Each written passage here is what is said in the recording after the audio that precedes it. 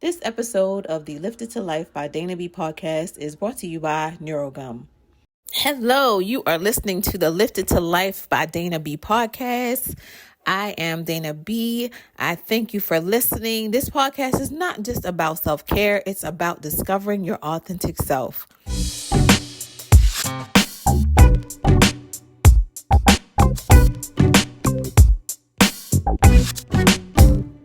Today's episode is titled, Where Are You Now?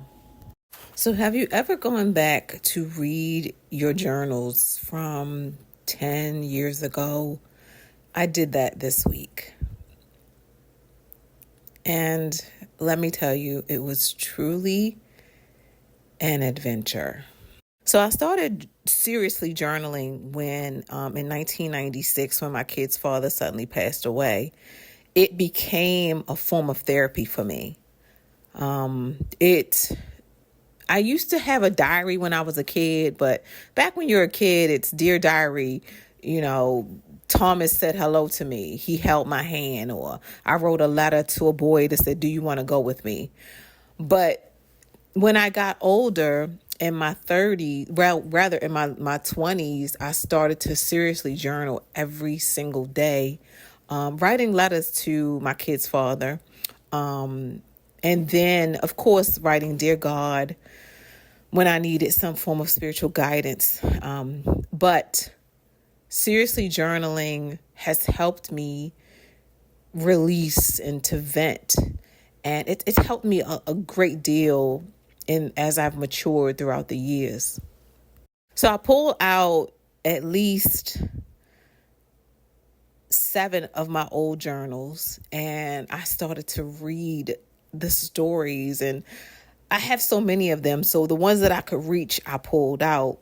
The ones that I started was back in 2003 when I was seeing this guy and just reading some of the stupidest things that what I was doing back then and what I was tolerating, and just the relationships that I knew were bad for me, but still pursuing them. And yeah, it read like a horrible like black romance film, but there were so many life lessons in all of that, in those journal entries. But the entries of I know I shouldn't be dealing with this person anymore. This person's going to break my heart. This person, all he wants is sex. Knowing full well this person was not for me. And then not only, also family stuff. At that time, when I think back during that time, my family and I weren't as close as we are now, but just the not having that connection within the family. And then my girls, reading about what my girls were dealing with growing up, without their dad in their life or without a father. My daughter being active in all these athletic programs at school. And so it was just a lot, reconnecting with an ex-boyfriend. As I kept reading and reading about bettering my connection with God, and reading me in school at the time, in college, graduating college, and that big day when I got my degree. So it was all of that. And then came 2009 through 2012. During 2009 and 2012, I was in a relationship with a man who eventually became my husband. And as I was reading that journal entry from 2009, it was rainbows and unicorns and love, being in a love bubble with this man, and just talking about good things in the future, and him loving my children, and because he didn't have any children, and us moving in together, and just bliss, loving bliss and light and love and all that stuff. And as 2009 gradually moved into 2010 comes around, late 2009 comes around rather, and we get engaged. And I'm excited about the wedding, and I see the red flags, but ignoring all the red flags. Hell, it was like, how you go to the airport and you have the people that are on the ground directing the plane with those cones in their hands. It was like those types of cones that I could see, but ignoring those signs, ignoring the red flags of that person, and seeing all the things that led up to what would have become the powder keg about to burst. Okay. And reading the journal entries from 2009 all the way to 2012, and every journal entry was, I feel sick. Why is my body feeling like this? We got into another argument this week. He's fussing about the kids eating too much ice cream. He's fussing about somebody forgot to fold the clothes. We're arguing about this person used too many paper towels when they went to the bathroom. We're arguing about who left a spoon in the sink. We're arguing about just crazy stuff. It was just constant arguing, and him just, the layers and the mask had come off of him. The real person eventually showing up, and me just balling up inside and not wanting to argue, and then one part of me saying, walking around on eggshells because I don't want to argue, I don't want to fuss, I don't want to fight, and me just trying to stay out of his way. The things that I watched my mother go through when she was in her abusive marriage, here I am in this abusive marriage myself. So that entire journal has all these negative stories of me being and feeling less than, my self-esteem in the gutter, me feeling like pure unadulterated shit because this man wanted to treat me like crap. I'm sorry, I don't want to cry.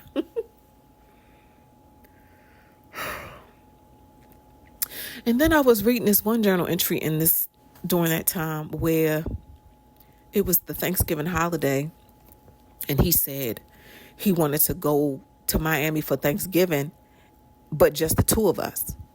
Like, wait, what do you mean just the two of us? I have 2 kids. I'm not going to do Thanksgiving without my children. Well, why we got to do Thanksgiving with the kids? So again, it was just, I'm not doing Thanksgiving without my kids. I'm not doing that. And the fact that he said that to me with a straight face and was serious about it. And of course, I said, no, I'm not doing that. I'm doing Thanksgiving with my family. My children are going to be there with me. And during that time, I was like late 2011 and into 2012, I was going through the Remarkable Women's program and discovering my authentic self. So it was me coming home from having a great session at Remarkable Woman to the nonsense of walking across the threshold to the stupidity and the insults and the mental abuse and the verbal abuse. Journaling is basically writing it's the story of your life. But now I'm so grateful that I don't look like what I've been through. Even in the journal of June of 2012, I write, he filed for divorce. He's gone. I write about how he just packed his stuff up and left without leaving a note or saying goodbye. I write that in there, and I write, oh, happy day. Thank you, Lord, And then it's retreating to the mountains with the Remarkable Women and being told that you're going to go up the mountain one way and you're going to come back something totally different. So for me, when I went up to that mountaintop retreat, I went up one way, leaving my marriage up there, leaving that broken person up there, and coming back lifted, coming back ready, coming back anew, coming back saying that I'm not going back to the way that I used to be. That was a gospel song that was really popular at that time. Like, I won't go back to the way I used to be before your presence came and changed me. God had changed me within that program, and I was not going back to that old person that I once was, that person that I wrote about back in 2009 through 2012. She was going to be different. She was different. That when people saw me, they saw how changed I was, because my family, or my family and my siblings especially, knew what I was dealing with. My kids saw what I was dealing with in that marriage. And when I came through the program and was completely transformed, they saw this new woman before them. And to this day, I still journal. Because because it's a form of therapy for me, especially when I'm dealing with and coping with the loss of loved ones. I would start off my journal, writing to my kid's father, because that was my form of therapy when he passed away. And then a good friend of mine passed away in the early 2000s, and his name, I said, dear to him, because his passing, that writing to him helped me cope all the way up to this present time today, where my good girlfriend passed away. I write letters to her. My uncle passed away. I write letters to him. This guy I went to high school with, I dated his brother. I write letters to him, because it's just a form of therapy for me. And it should be for you as well.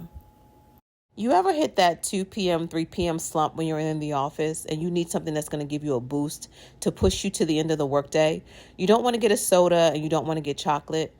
Well, for me, I reached for NeuroGum.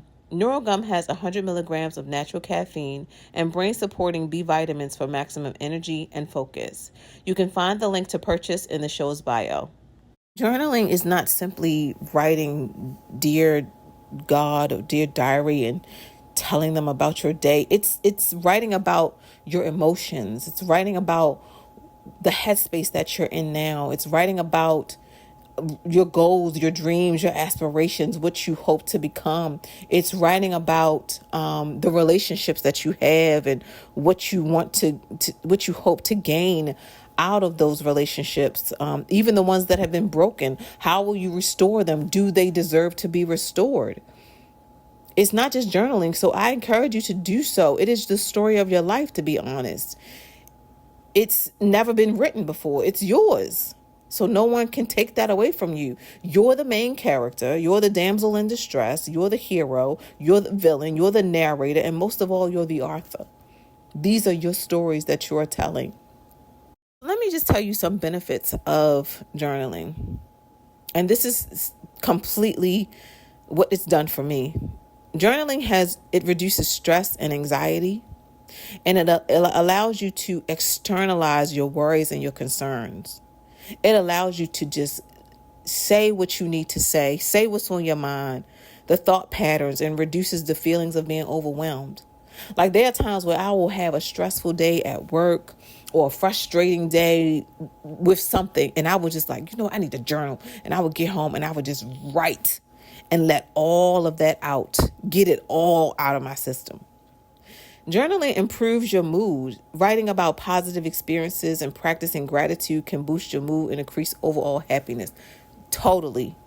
There are times where you've seen it probably a number of times where you had to write a gratitude journal where you just write down what you're grateful for every single day. It enhances self-awareness. Journaling encourages reflection on your thoughts, feelings, and behaviors, leading to a deeper understanding of yourself. Like I said, going back to read what happened back 5-10 years ago, and knowing that I am not that woman anymore, knowing that what I said I would not do, what I would not tolerate, and sticking to it, walking away from that relationship I know that was bad for me, and finally saying no more, I don't want to do this anymore. Journaling boosts self-esteem. It's seeing your progress and accomplishments documented in your journal can provide a sense of accomplishments and confidence. Yes. Yes. Not just writing it down saying, you know what, in 2 years, I'm going to get my degree. And then it just sits there and you're not putting the work in. And I'm on a weight loss journey, or I'm on a mission to write my book, start my business. Like, you write the vision, make it plain. Yes, it's there. Don't just write it down and not act on it. Journaling helps with goal setting and achievements. Writing down your goals and tracking your progress can keep you motivated and on track. Super, super important. Other benefits is it improves memory and cognitive function. Even as I was reading back my journal entries from way back in 2003 up until 2012, it brought back memories. Some of the journal entries made me laugh, and some of the journal entries made me cry. But it brought back some great memories as well. Journaling can spark new ideas and perspectives, fostering creativity and innovation. Absolutely, that it does. And journaling, writing about stressful events, has been shown to potentially speed up physical healing. I believe that to be true. Like I said, when I would come home from work and I know, I got a journal, I got to write this down and got to cuss somebody out on paper, cuss somebody out on paper and just writing about, just releasing. I have told so many people this is a form of therapy. There was a woman on my job whose husband died suddenly. And I remember her being at work and just breaking down completely. He just passed away out of the blue. And he was her best friend. And I remember her just breaking down one day and just running out of the office into the hallway, crying. And some of her coworkers came behind her. And I remember saying to her, I know what you feel. I know what you're going through. And she looked at me like in shock of what I said. And so the next day when I saw her, I'm going to call her Laura. I said, Laura, I noticed how you looked at me the other day when I told you I understand how you feel.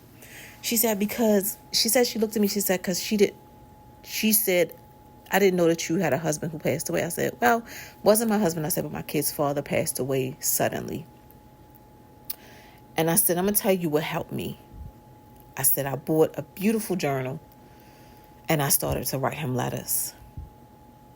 And writing him letters helped me a lot. And she said she would try it. And I remember the first day she started to write letters to her husband, she had called to me and said, they come here for a minute. I said, what's up? And she said, I wrote my first letter to my husband and it felt good. And I said, that's great. That's good news. And she was so happy about that. So what I want you to do going forward is I want you to find a journal. You can go on Amazon, go to a bookstore, go to a craft store, a paper store. And I want you to start writing. You can write to anybody, write to God, write to a dearly departed loved one. You can write dear diary, dear journal, to the universe. But I want you to start writing down everything, what you're feeling. It's called free writing for a reason. You're not really thinking about what you're writing. You're just writing. Whatever comes on, when that pen touches the paper, whatever comes off that pen or that pencil, that's what you're writing freely. Make that journaling a priority to do daily or to do weekly, but make sure that you're doing it. You will be able to go back a year, 2, 10 years from now and seeing where you are, how you've grown, and how you've thrived. It's cleansing, it's releasing, but most importantly, journaling is healing. I thank you for listening to today's episode. Remember to like, share, comment, of course. Email me at liftedtolife@gmail.com. I love reading your emails, and I will see you next week.